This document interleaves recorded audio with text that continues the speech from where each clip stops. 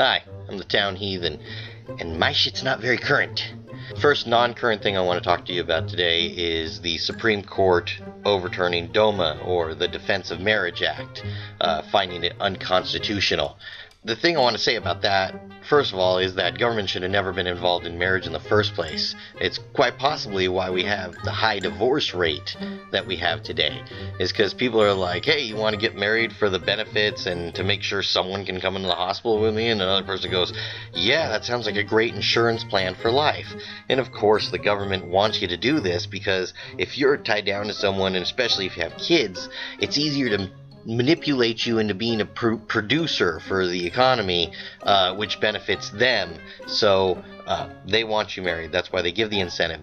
But the other day, someone dear to me that I regard as one of the most intelligent, nicest, and caring people in the world said something that I've only heard from the most ignorant people in the world. And he has said, did you hear? The Supreme Court made it so anybody could marry anybody they want, even a family member or an animal. And at this point, a lot of people like me would say, no, they didn't, and they defend the whole thing. And I did defend it, but in my own way. What I did is I looked at him and said, I don't care.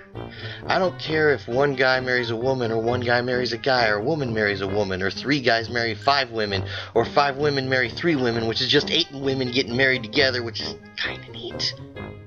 And maybe that means we can't keep people from marrying animals, but we could still make it illegal to fuck them, or at least give it a catch-22. I say we make bestiality legal as long as you can prove consent. I know there's going to be certain times where someone finds a loophole. We're going to have a few parrot fuckers out there that took the time to teach Polly how to go, rock, I like the dick, rock, I want it in the ass. These will be the men that need the convenience of a living fleshlight with feathers to clean up with afterwards. And then, of course, there will be that one time where a man teaches a chimp that's young enough to do the sign language, but not old enough to understand it, to sign language, I want to marry this man, I want to pretend I'm making babies with him. And that man is going to take advantage of that ape for some time until the ape divorces him, and in court, the ape suddenly knows sign language and is signing, basically, I don't love him anymore, I want a divorce, he tricked me when I was younger, and I just can't take this shit anymore. Sadly, you can't make a giraffe talk, because I'd kind of like to see someone marry a giraffe and then try to fuck them, maybe using a ladder or some stilts. It would be awkward and hilarious. And that's my horrible segue into the next thing. Speaking of giraffes, do you hear about this giraffe at this Danish zoo? It was an inbred baby, and they cut it up and they fed it to lions, and all these people are horrified. And the funniest thing is no one ever thinks about this from the lion side. Think about it. They were actually even more so creating the lion's natural habitat by giving it some wild game to eat for once.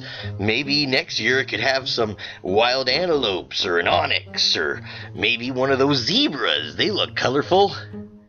But the other thing I found amusing was this video I saw on YouTube where they were interviewing people about it.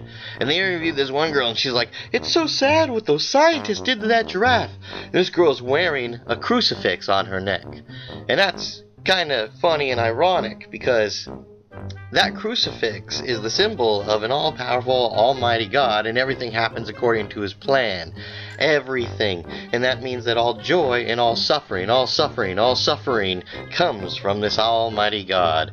And every day, somewhere out in Africa, a baby giraffe or a baby zebra or a baby gazelle is brought down mercilessly by some predator and gutted, sometimes while alive, screaming for its mother as its mother watches on. And that happens in nature, as to his plan. And this girl's mad because scientists plan to do it to another one after this, and they did it to this one? Does that make sense? Thanks.